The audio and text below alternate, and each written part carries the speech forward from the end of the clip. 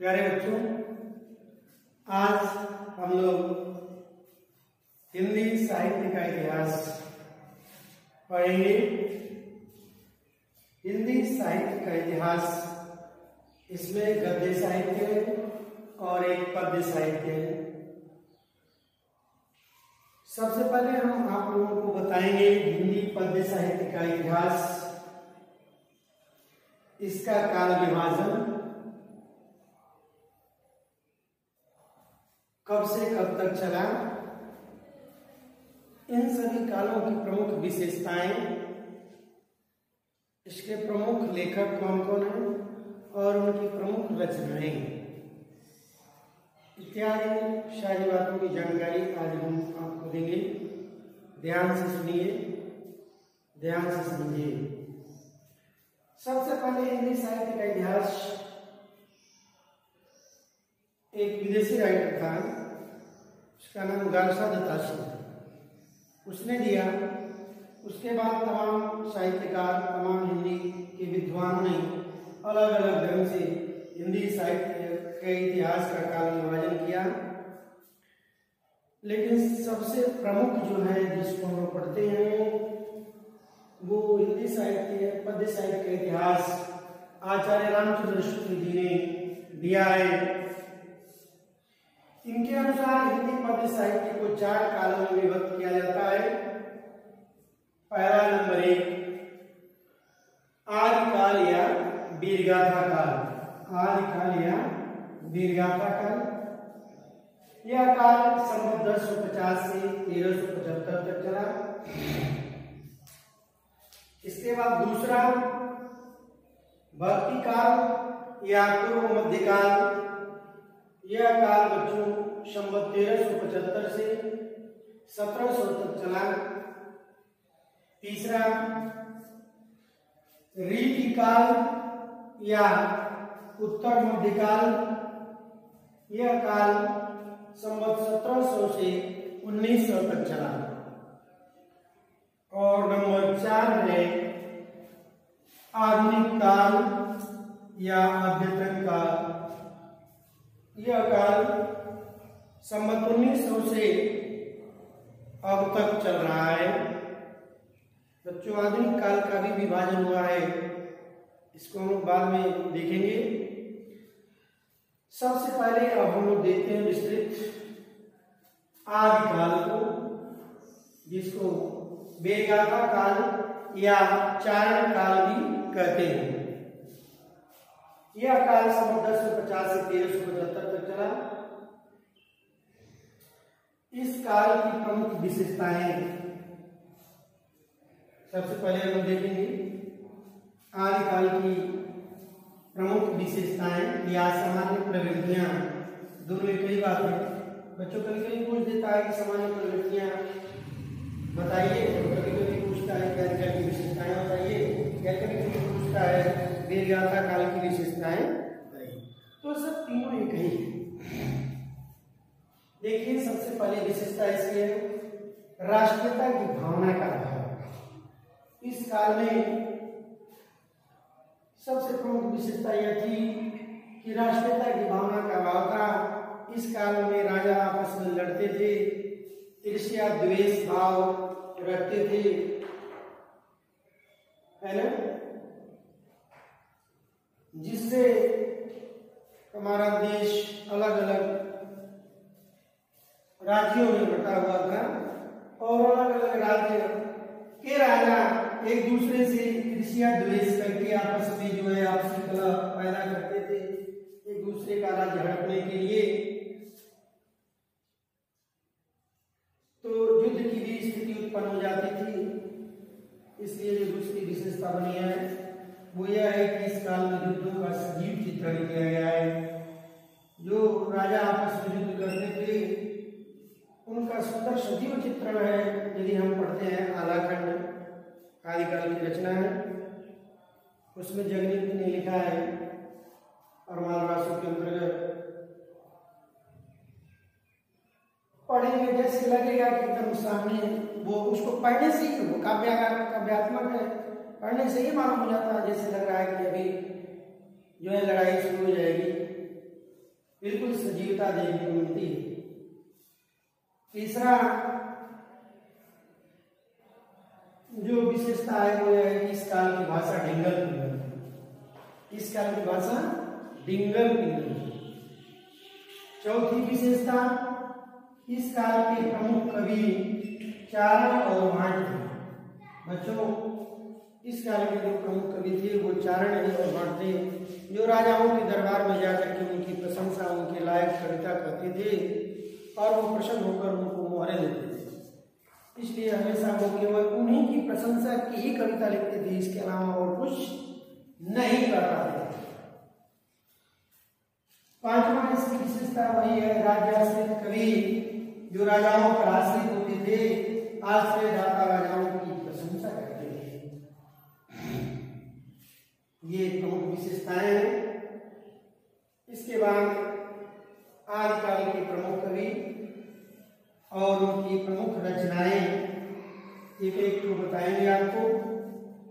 पूछ देता है कभी कभी कि आदिकाल की प्रमुख रचना का नाम, तो आप बताएंगे पृथ्वीराज रासो। एक नंबर में पूछता है। वैसे तो बच्चों हिंदी साहित्य के इतिहास से 10 नंबर का क्वेश्चन आता है, एक नंबर करके दोनों। तो सबसे पहले हम आपको बताते हैं इसके प्रमुख कवि चंद्रवरदाई, जिन्होंने सबसे पहले लिखा पृथ्वीराज रासो।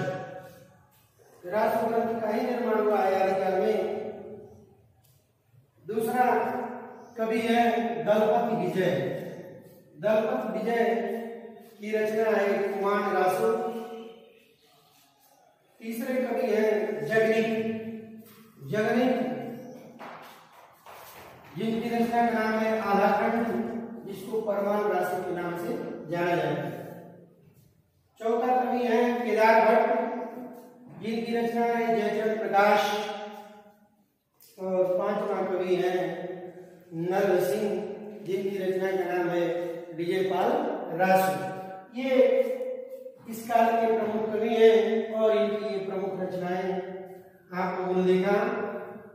इसके बाद हम आपको बताएंगे भक्ति काल।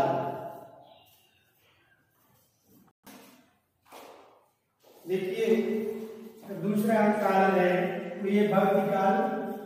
बच्चों भक्ति काल ये बहुत ही महत्वपूर्ण काल है हिंदी पद्य साहित्य का। इस काल को स्वर्ण युग भी कहा जाता है। कभी कभी प्रश्न पूछ देता है कि हिंदी साहित्य में भक्ति काल को स्वर्ण युग क्यों कहा जाता है, तो इसके बारे में लिखेंगे। वो यही काल है जो भक्ति काल, जिसके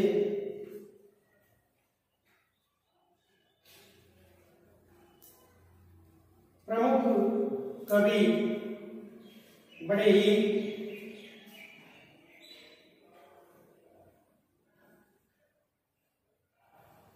कुशाग्र प्रवृत्ति के थे, जिन्होंने भक्ति काल में अपनी रचनाओं के द्वारा हिंदी साहित्य के अंतर्गत बड़ा ही महत्वपूर्ण सुझाव दिया। उस समय हमारे देश की स्थिति बड़ी दयनीय थी। जाति पाति का विरोध हो रहा था। वो जातिगत आधार पे जो है लोग आपस में ईर्ष्या द्वेष करते थे। जब यह काल आया, देखिए इसकी प्रमुख विशेषताएं। इसकी विशेषताएं जब देखेंगे तो इससे आपको पता चल जाएगा कि इस काल की क्या स्थिति थी। तो सबसे पहले हम देखते हैं भक्ति काल की प्रमुख विशेषताएं। पारंपरिक ईश्वर में सहज विश्वास।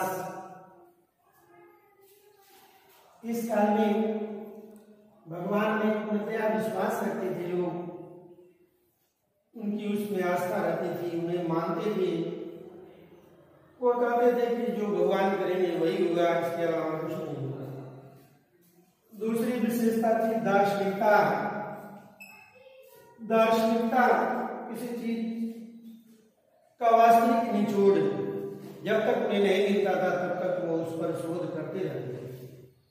वो दार्शनिकता की भावना। तीसरा चीज है नामस्मरण की महत्ता। सब लोग अपने अपने आराध्य को अपने अलग अलग नामों से महत्व देते थे। ये थी नामस्मरण की महत्ता।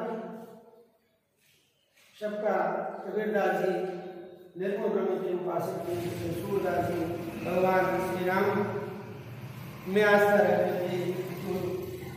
सूरदास जी सॉरी वो श्री कृष्ण भगवान में विश्वास करते थे और तुलसीदास जी जो है भगवान श्री राम। इस तरह से सबका अलग अलग जो है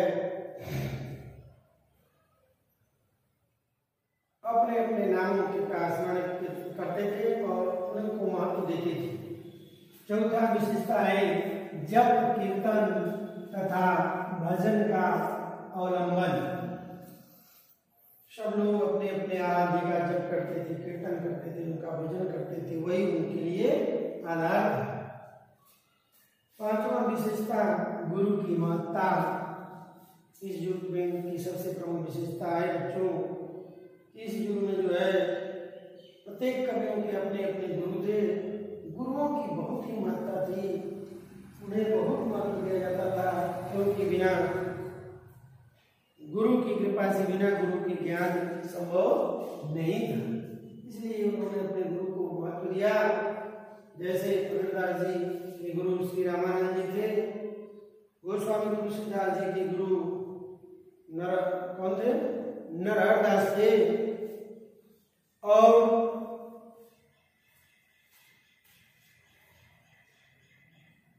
सूरदास जी के गुरु वल्लभाचार्य जी थे, उन्होंने उनको बहुत महत्व दिया। इस तरह से और भी कवियों के अपने अपने गुरु जी थे। छठवां विशेषता इसकी है कि जाति पात का विरोध। इस युग में जाति पात का विरोध हुआ है। जाति पात का विरोध मतलब कबीरदास जी के कबीर ग्रंथावली में देखने को मिलता है, उन्होंने खुद लिखा है कि जाति पात पूछे नहीं कोई, हरि का भजे सुहरि का कोई। ये तमाम सारी विशेषताएं हम जो पढ़ते हैं तो देखने को मिलती हैं। तो ये जाति पात का विरोध ये भी एक विशेषता थी, है ना। उन्होंने कहा कि ऐसा हम ही लोगों ने बनाया है, कोई पूर्ण रूप से हिंदू है, कोई पूर्ण रूप से मुसलमान है। ये सारी चीजें जब हम देखते हैं उनके ग्रंथों को तो हमें पता चलता है। सातवां विशेषता थी लोक मंगल की भावना। लोक मंगल की भावना ये भी एक प्रमुख विशेषता थी। आठवां विशेषता थी भाषा की निंदा। एक दूसरे की भाषाओं की निंदा की। जैसे कबीरदास जी की भाषा सदुखड़ी थी, पंचमी में खिचड़ी। सूरदास जी की भाषा ब्रज भाषा थी। तुलसीदास जी की भाषा ब्रज भी थी, अवधी भी थी, हिंदी कड़ी। तो नवीं विशेषता की ब्रज, अवधी तथा सदुखड़ी भाषा का प्रयोग। से तीनों का निचोड़ है। अंतिम विशेषता में कहा जाता है कि भक्ति काल में ब्रज भाषा का भी प्रयोग हुआ है, अवधी भाषा का भी प्रयोग हुआ है और सदुखड़ी भाषा का भी प्रयोग हुआ है। सदुखड़ी भाषा किसकी है ये आप लोग जानते हैं, कबीरदास जी। कबीरदास जी ने खुद लिखा, उन्होंने तो भाई पढ़ा लिखा था, लेकिन खुद कहा है कि मस्त कागज छुइयो नहीं, कलम नहीं होना यहाँ। वो पढ़े लिखे नहीं थे, वो तो जो कुछ करते थे उनके एक शिष्य थे धर्मदास जी, वही लिखते थे, है ना। इसलिए उनकी भाषा सदुखड़ी है, पंचमी में खिचड़ी है। उन्होंने जैसे जैसे कहा वैसे उन्होंने उनके शिष्यों ने लिख दिया। तो ये रही प्रमुख विशेषताएं भक्ति काल की। अब हम देखते हैं भक्ति काल का विभाजन। भक्ति काल के लिए नहीं, इसमें बहुत सारे काल समाहित थे। देखिए सबसे पहले भक्ति काल का विभाजन मुख्य रूप से दो भागों में बांटा गया। पहला निर्गुण शाखा, दूसरा सगुण शाखा, जिसको निर्गुण काव्यधारा और सगुण काव्यधारा के नाम से भी जाना जाता है। निर्गुण शाखा में भी दो, यह शाखा में अभी बढ़ गया, एक ज्ञानाश्रयी शाखा और दूसरा प्रेमाश्रयी शाखा। ज्ञानाश्रयी शाखा के प्रमुख कवि कबीरदास जी थे। इनके अलावा दादू नानक, दयाल, रैदास आदि नाम है। दूसरा जो प्रेमाश्रयी शाखा ये सूफी काव्य के नाम से भी जाना जाता था। इसके प्रमुख कवि मलिक मोहम्मद जायसी साहब थे। मलिक मोहम्मद जायसी, जिनकी प्रमुख रचना है पद्मावत, अखरावट और आखिरी कलाम। ये जायसी साहब जो प्रेमाश्रयी शाखा के प्रमुख कवि माने जाते हैं। और जनाश्रयी शाखा के प्रमुख कवि कबीरदास जी माने जाते हैं। इनकी प्रमुख रचना बीजक, कबीर ग्रंथावली, जिसमें साखी और शबद, रामायणी ये तीन का उल्लेख किया गया है। इसके बाद सगुण शाखा जो सगुण मार्गी काव्यधारा मैंने कहा, इसको भी ये भी दो शाखाओं में विभक्त हो गई। पहला राम भक्ति शाखा और दूसरा कृष्ण भक्ति शाखा। राम भक्ति शाखा के प्रमुख कवि गोस्वामी तुलसीदास जी थे। गोस्वामी तुलसीदास।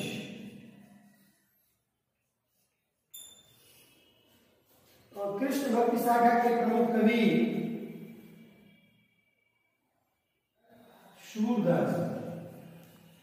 इनके अलावा भी और भी कवि थे, मीराबाई इसका, लेकिन प्रमुख जिनको माना जाता है इस युग का वो यही थे, सूरदास जी, कृष्ण भक्ति शाखा।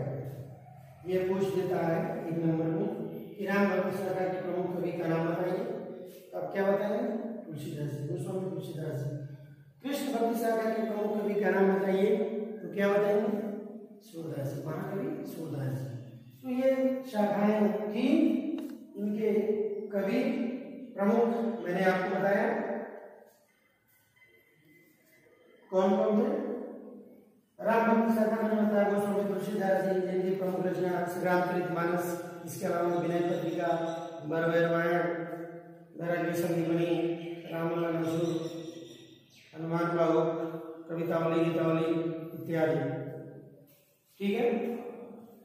इसके बाद तीसरा काल जो आता है वो रीति काल।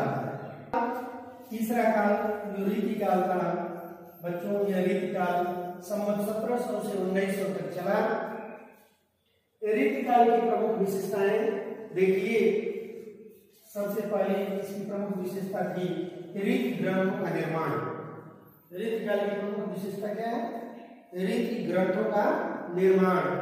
दूसरी विशेषता है राजाश्रित कवि।